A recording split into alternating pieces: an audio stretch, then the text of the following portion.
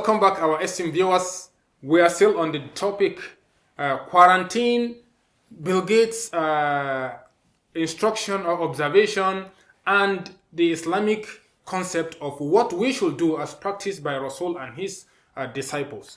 Doctor, before we went on a break, we were discussing about the story of Sayyidina Umar and when he was about to enter the city of Damascus when there was a plague and he was told to go back because of the fact that there was a plague. And you actually accord to that science actually have proven that to be the right step to be taken according to New York's time or one this thing in the US.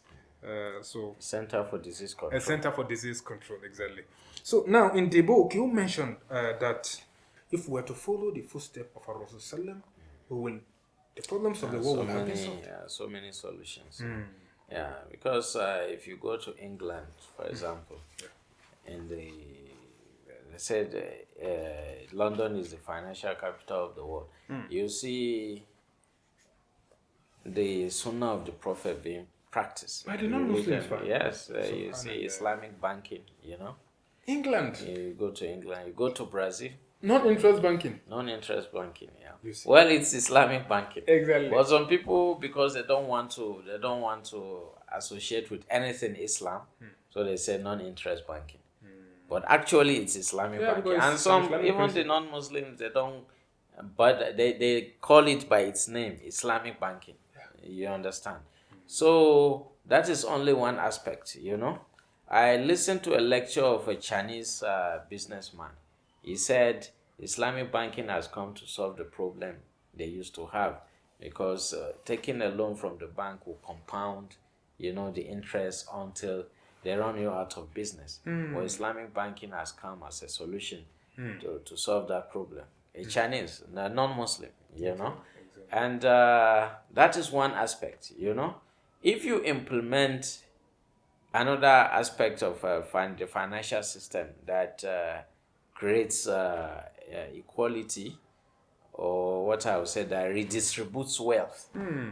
If you use that and you implement it religiously the way Umar bin Abdulaziz did, that can also solve the problem of inequality, this socio-economic problem we have in the world. Not only in Nigeria. Yeah, not in the world. It's a worldwide problem. The income gap keeps widening. Widening and widening. In some countries, we have the very poor and we have the very rich. There is no middle class. In Nigeria, it was like that, but now since the time of President Obasanjo, the middle class is beginning to rear its head. I hope we'll get there one day, Doctor. Seriously. So that is one aspect. During the time of Umar bin Abdulaziz, the wealth was well redistributed to the extent that nobody was available to take zakat. We've collected this tax. Who is going to take it? Nobody was willing to take it. So what did he do? He said, go and check again. They will go and check. And they will not find anyone. He said, okay, go and use the money to free slaves. Yes, because in Islam, it was very, very important to free slaves. And some people will say, why didn't Islam legislate the abolition of slavery? Yeah. But Islam doesn't have this concept of slavery the way the Western world does. In the Western world, a slave has no rights whatsoever. In Islam, the slave has the right to eat what you are eating in your house. He has the right to wear what you are wearing, what the master is wearing, and he has the right not to be insulted or abused. Exactly. Because somebody insulted a slave. No, somebody slapped the slave, and the Prophet said, "This is going to count against you in the year after." And he said he was afraid. So what do I do? The Prophet said the right thing to do is to free the slave. So if you insult your wife, that may lead to the divorce. That is how, if you treat the slave badly, that can lead to the emancipation of the slave.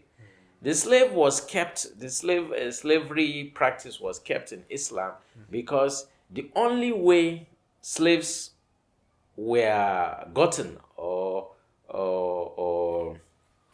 acquired in Islam was through war. And usually the wars in Islam were attacks against Islam. So if you attack me and you kill some of my people, and I was lucky enough to capture some of your people, then they are going to work for the families of the people we lost. You understand? It's a compensation. You understand? Yet, which connotes social justice. Yes.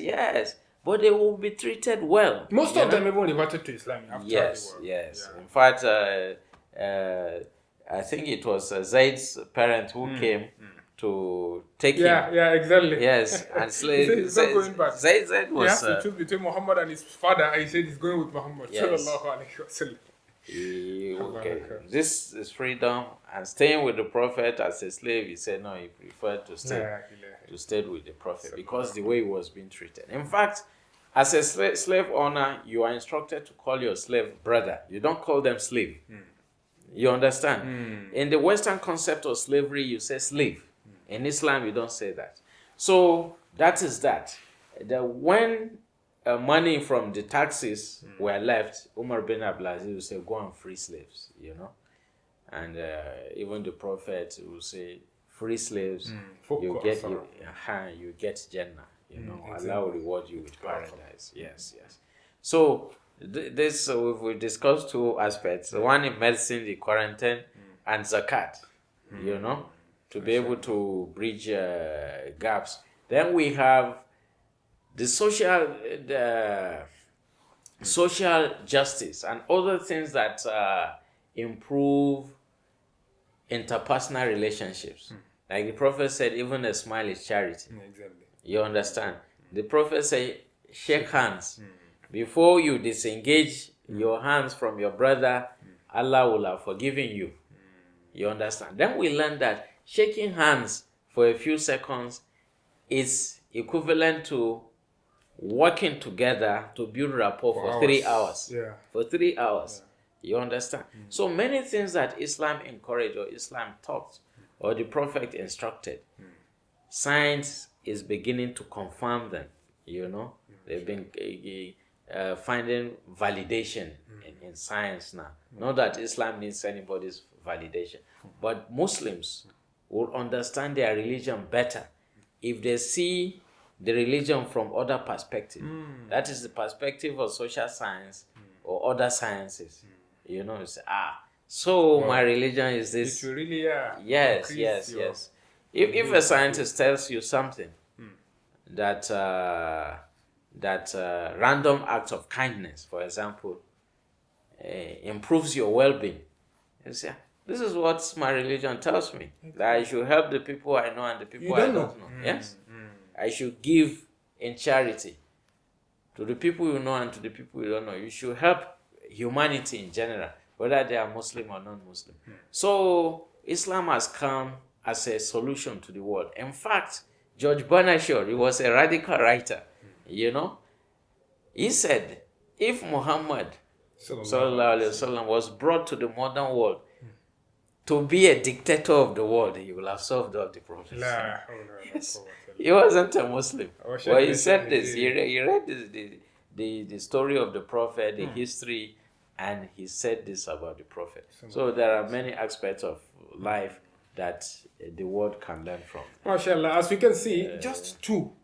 Okay, I know you were talking, doctor. Just two areas. The one from the field of medicine or health, the one from the field of economics, that the advice or the trace of Rasulullah was applied, and the problem of, at that time, of both economics and health was solved. Imagine we implement a lot of his teachings and his guide in this our current situation, that we are submerged in the ocean of any problems and troubles, economically, health-wise, socially, morally, and I'm sure we will have gotten a lot of solutions through that, doctor. Yes. That's a beautiful one. You mentioned, doctor, before we well look. I want there's some misconception. Actually, this is from the Islamic side. Some of the Muslims that are having issues regarding issue of quarantine. Using face mask.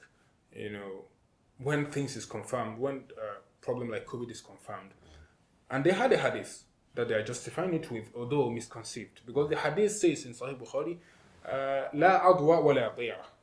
There is no communicable disease and there is no bad omen.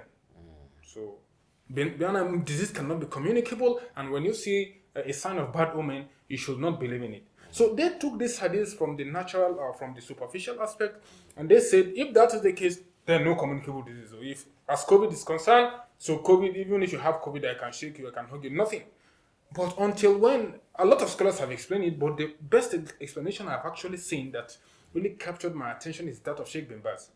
When he said in his Fatawa Nur al-Darb that la adwa wa la tiyara there doesn't mean there's no communicable disease. It means disease cannot itself be communicable except with the permission of Allah.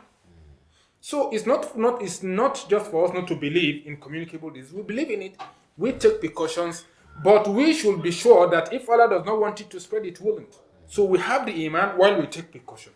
Not from the other side that people are saying that it's not communicable. Tie your camel. Exactly. Tie your camel before you... Well, if they believe in that there is no communicable disease, what do they make of the hadith of the Prophet that you should set up quarantine? Exactly. There's another hadith that says, firru min al-majzum firaraka min al-asad.